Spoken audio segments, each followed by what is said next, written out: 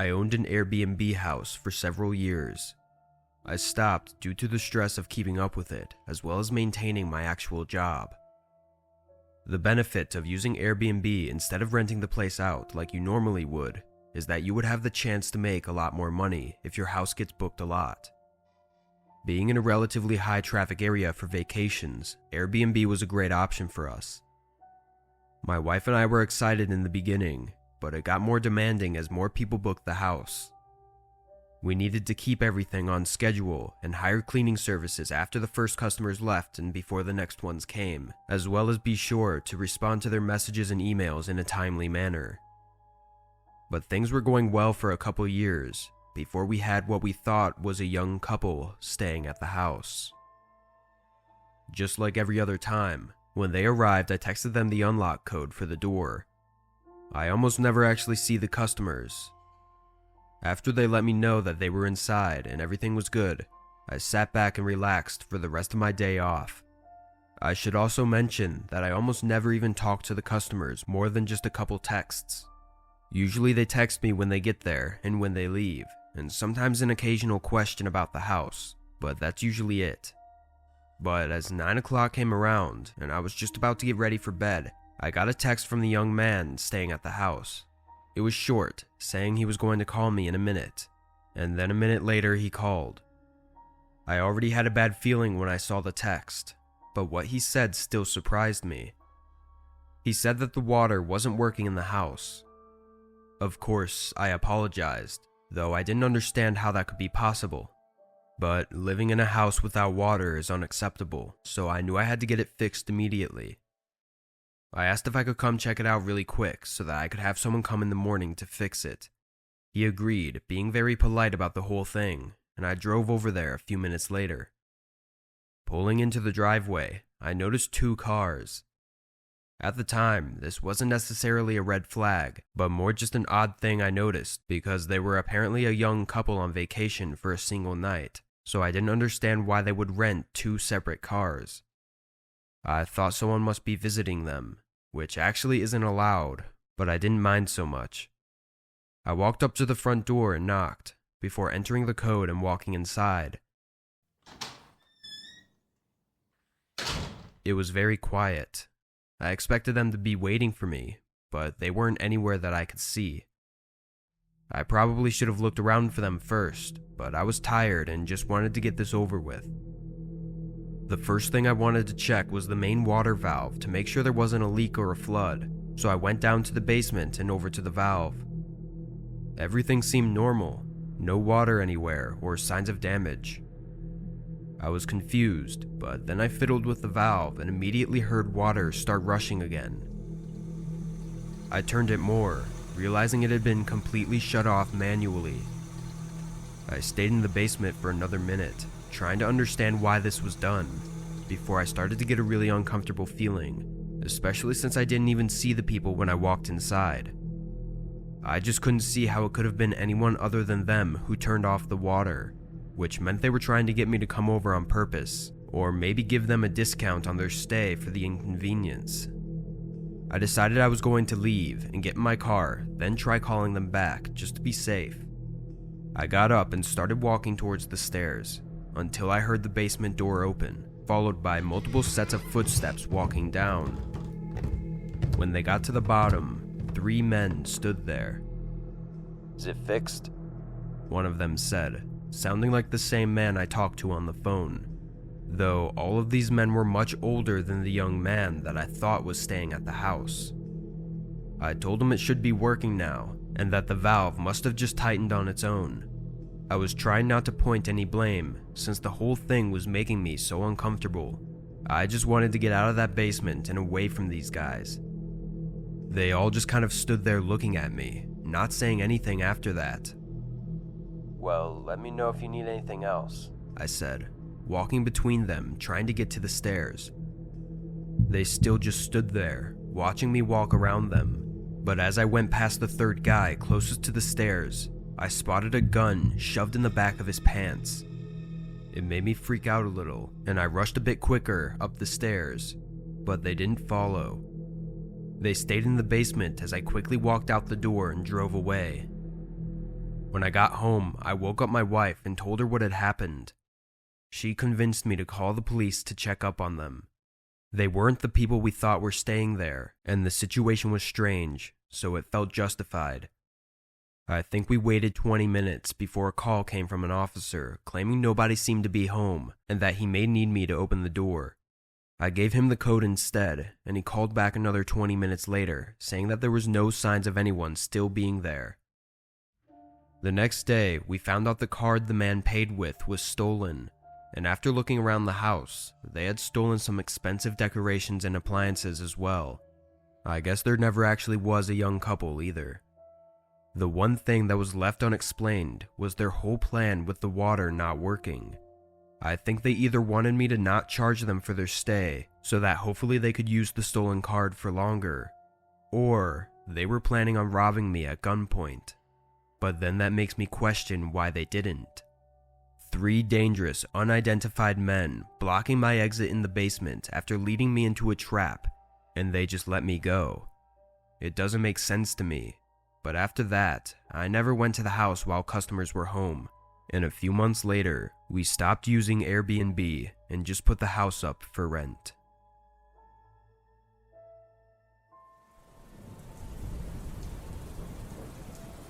I was taking a solo trip to Salt Lake City last year. I'd never actually had the chance to go on many vacations before, and when I did, it was always with my family. This was the first time I was finally going to get to enjoy my time somewhere else all by myself. I know it sounds a bit weird, but being alone is fine with me, especially since I'd never get to be alone. Anyway, I looked up both hotels and Airbnbs in the area, and surprisingly, the Airbnbs were a lot nicer and less pricey. However, all the cheaper ones were a bit further away from the city. I was driving my own car though, so I didn't care too much about having to travel a bit to the city, and went with a nicely sized Airbnb. It was small, but the kitchen and bedroom were nice, which was all I really cared about. I got there at 6 on Sunday morning. The owner texted me the password, and I brought all of my stuff inside. It was really nice, much better than the small apartment I shared with my roommate. Once I got everything inside and set up, I hopped on the couch and turned on the TV. It was a 10-hour drive, so I was looking forward to chilling for the night and enjoying the silence.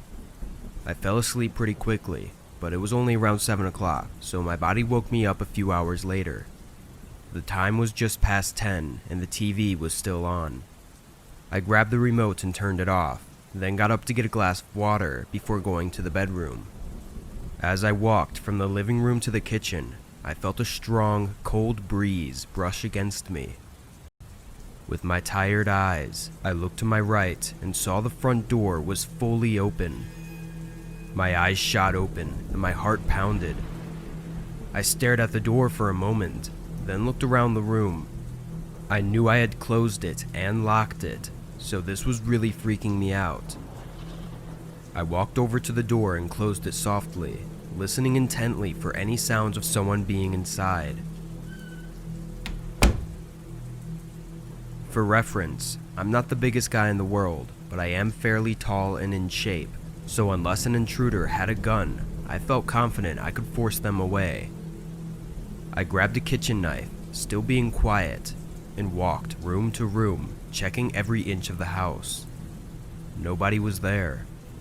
This only confused me more, and I sent a text to the homeowner asking if someone was supposed to come over tonight or something, explaining what happened.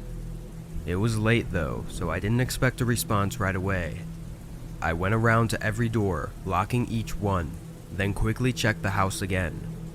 While more awake than I was before, I was still really tired. I went to bed and fell asleep with no trouble. When I woke up though, I was much less calm than I was before. I heard something from outside. Not outside the house, but outside my bedroom door.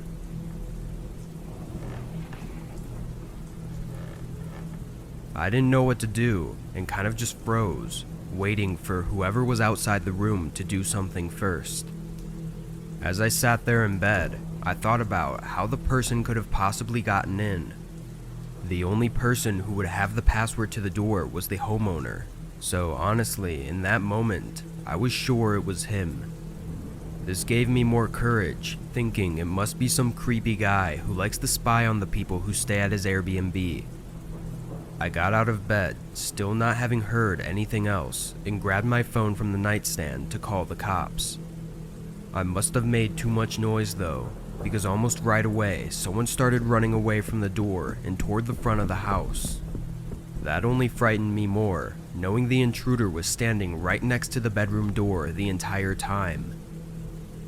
I dialed 911, but during the time it took for the cops to arrive, nothing else happened. The person had left. I found a hotel to stay at for the rest of the vacation, but what's crazy is that the owner of the Airbnb gave me a refund, as he was able to prove it wasn't him. He was very concerned about it, and he was actually a really nice old man. It was already creepy enough when I thought it was the owner, but knowing that it was just some random guy makes it even worse. I don't know how he was able to get in, or why he was stalking me, but it still gives me chills thinking about it. The part I think about the most is waking up and seeing the front door open. Now that I know that someone was actually in the house, that meant that whoever it was came in and saw me asleep on the couch, then proceeded to do whatever it was they came there to do. It's just really unnerving and creepy, and makes me never want to be at an Airbnb alone.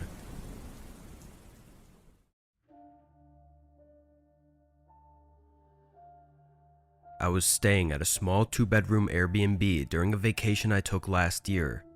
This place was on the way to another Airbnb that I was going to stay at for the main portion of the vacation, but this was more of just a rest stop for the night. The place was clean and empty, just as expected when I arrived. I walked around the whole house to check it out before bringing in my luggage and sitting on the couch. It was probably 8 p.m. by this time of night.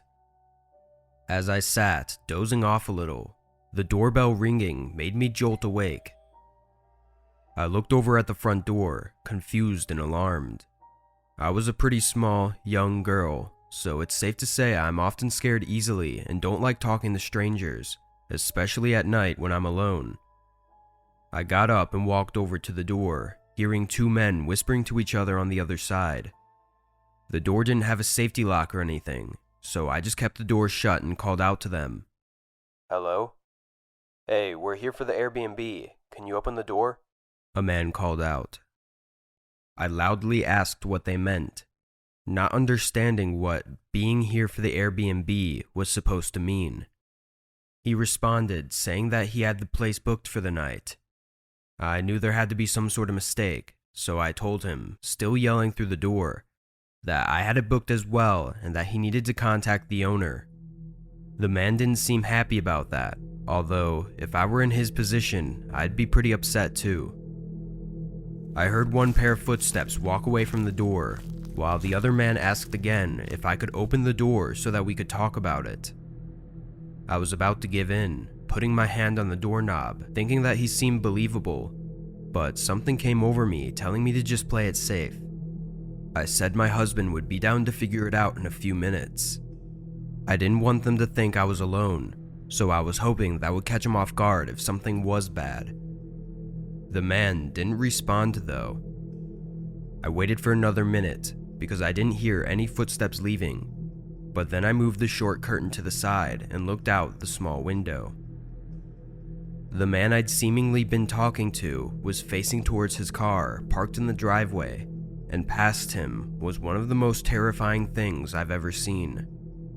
A group of maybe 5 people was standing further down the driveway, kind of hiding as if waiting for a signal.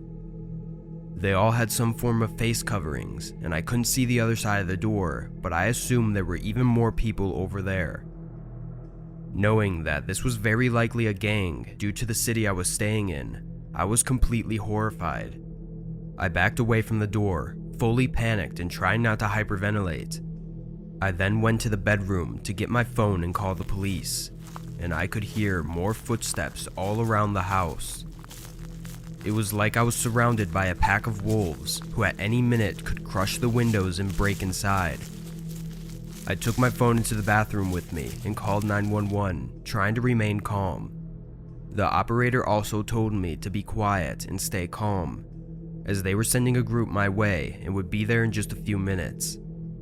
I stayed on the line, still hearing footsteps walking around outside the place, until the horrible sound of wood bending and then snapping came from the front door. I was crying profusely now, trying to muffle my mouth with my hand. I listened as a whole group of people ran inside, opening doors and cabinets before one approached the bathroom door and tried the handle. "Here," he yelled, then walked away. The group continued looting the house before sirens were heard in the distance and they began to scatter out of the place. They had all left by the time the police got inside, and all of my luggage was gone, and my car had its windows shattered and was looted as well. One of the officers sat with me to discuss some details, and he informed me that they've been having problems with large groups or gangs breaking into homes recently. They don't think the main goal is to hurt the residents at all, but rather to just rob them of everything, so that's likely why they left me alone in the bathroom, knowing I wasn't a threat. Whether their intentions were to harm me or not, it was still terrifying. I know it likely had little to do with me staying at the Airbnb that night, but it has still made me really anxious every single time I stay at an Airbnb now.